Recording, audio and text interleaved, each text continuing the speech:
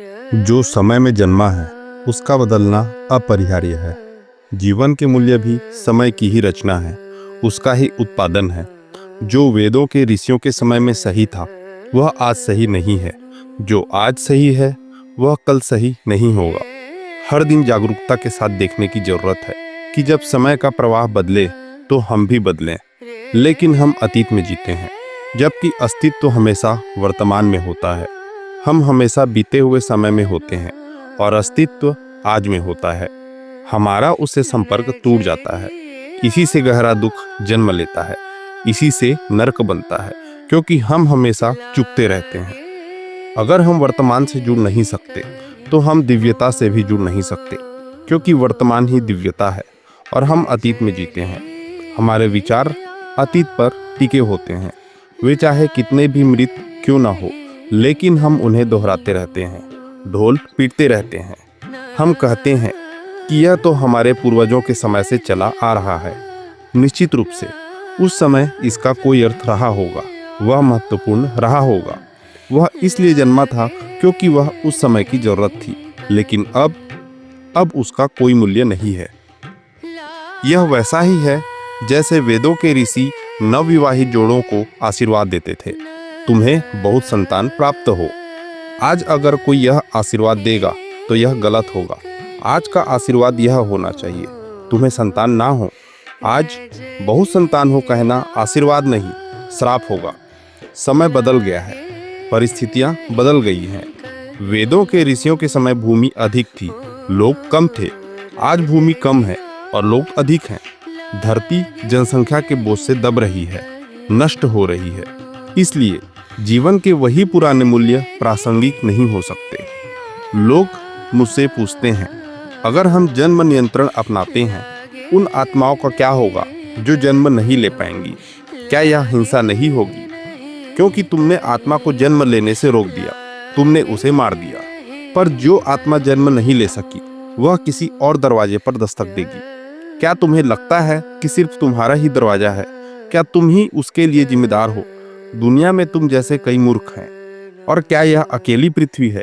वैज्ञानिक कहते हैं कि ब्रह्मांड में कम से कम 50,000 ग्रह ऐसे हैं जहां जीवन मौजूद है, कम से कम 50,000, और यह संख्या इससे भी अधिक हो सकती है। तो फिर तुम क्यों चिंता कर रहे हो? क्या तुमने सभी आत्माओं को जन्म देने की जिम्मेदारी ले रखी है? जो इस सृष्टि को चला रहा है वही उनकी भी देखभाल करेगा। उसे अपनी समस्याओं को हल करने दो, तुम अपनी समस्याओं को सुलझा लो, यही बहुत है। लेकिन लोग ऐसे सवाल इसलिए पूछते हैं ताकि पुराने विचार किसी तरह बच जाएं, किसी तरह हम पुराने से चिपके रहें। लेकिन सब कुछ बदल चुका है। जीवन हर दिन बदलता है। पुराने मूल्य पानी में बह जाते हैं, नए मूल्य आ जाते हैं। पुरानी धारणाएं गिरती हैं, नई धारणाएं आती हैं। तुम पूछते हो क्या जीवन के मूल्य भी समय के साथ बदलते हैं? बिल्कुल, सब कुछ बदलता है, बदलना ही चाहिए। परिवर्तन ही जीवन का नियम है और यह अच्छा है कि परिवर्तन होता है। परिवर्तन से जीवन नया रहता है, ताजा रहता है, आनंदमय रहता है। इस देश में बदलाव नहीं होता, यही हमारी समस्या है। यहाँ सब कुछ सड़ चुका है, गंदा हो चुका है। यहाँ आज जैसा कुछ नहीं, सिर्फ अतीत और अतीत ही है। राम राज्य समाप्त हो गया, सतयुग बीत गया, सब कुछ हो चुका। अब हम यहाँ कर क्या रहे हैं? कोई यह सवाल नहीं पूछ रहा कि अब हमें क्या करना चाहिए। हर कोई कह रहा है सब कुछ हो चुका, अब बस दुख के दिन बचे हैं। अगर सब कुछ हो चुका तो तुम भी समाप्त हो जाओ, अब जीने का क्या मतलब? महावीर ने अपने मुनियों से कहा था कि वे नंगे पैर चलें। उस समय यह ठीक था, क्योंकि तब जूते केवल चमड़े के बनते थे और चमड़ा हिंसा थी। तब सड़कें मिट्टी की थी, उन पर चलना सेहतमंद था। पर आज जैन मुनि कोलतार की जलती सड़कों पर चलते हैं। अगर महावीर लौट कर आए तो मैं गारंटी देता हूँ वे जूते जरूर पहनेंगे। लेकिन जैन मुनि अड़े हुए हैं।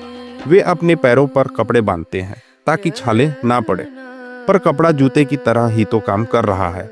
फिर जूते से परहेज क्यों? लोग कहते हैं हम समझते हैं, पर यह हमारे शास्त्रों में नहीं लिखा है। तो लिख लो शास्त्रों में। शास्त्र तुम्हें रोकने वाले कौन होते हैं? शास्त्र हमारे हैं या हम शास्त्रों के हैं? समय बदलेगा तो मूल्य भी बदलेंगे, और सिर्फ वही जीवित रहेंगे जो समय के साथ बदलेंगे। यह देश एक विशाल श्मशान बन चुका है। यहाँ सिर्फ धुआं उड़ता है। संत योगियों की तरह बैठे हैं और कुछ करने को नहीं बचा। दुनिया आगे बढ़ रही है, नए आविष्कार कर रही है। हम धरती को स्वर्ग बना सकते हैं, लेकिन हम पुराने मूल्यों से बंधे हैं और नरक में जी रहे हैं। अब सवाल यह है, क्या हम बदलेंगे?